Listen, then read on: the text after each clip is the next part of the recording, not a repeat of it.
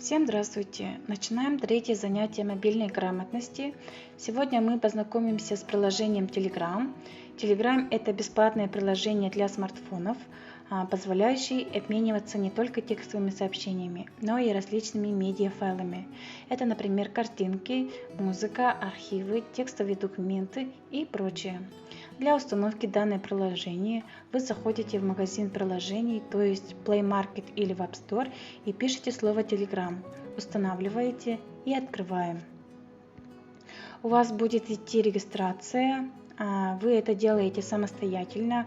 Успешно пройдя, вы становитесь пользователем приложения.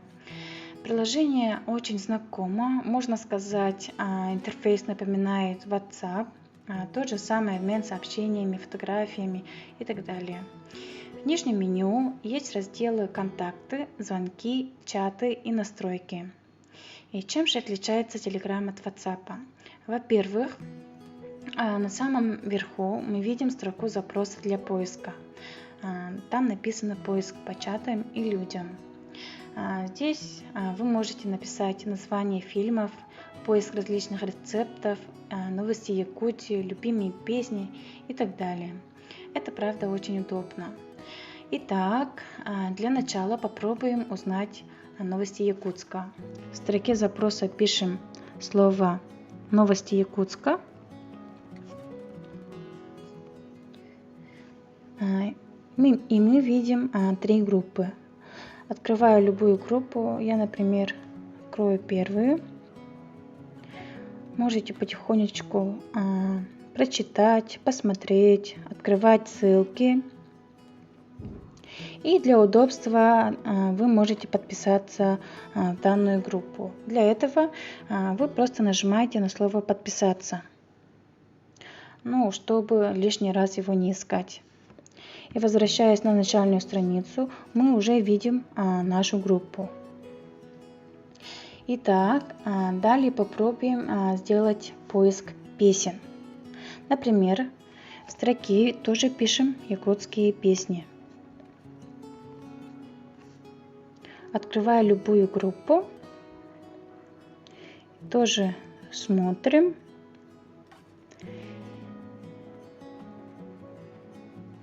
И здесь же можете воспроизвести данную музыку. Для этого вы нажимаете на кнопку Play.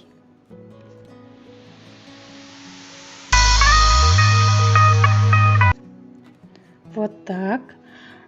Также можете тоже подписаться. Так, теперь давайте посмотрим рецепты. Пишем рецепты.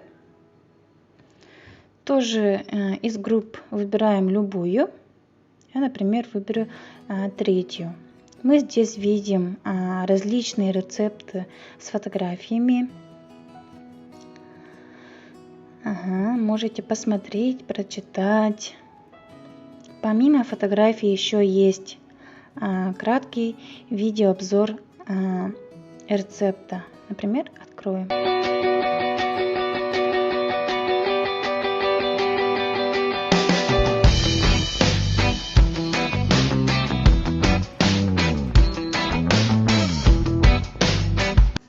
Примерно так выглядит краткий обзор видео. Если вам понравился рецепт данного блюда, например, и хотите поделиться, то вы можете легко пересылать данное видео. Для этого вы просто нажимаете внизу стрелочку, и из списка контактов вы выбираете кого-нибудь и просто отправляете. Надеюсь, видео было полезным и интересным. До следующего занятия.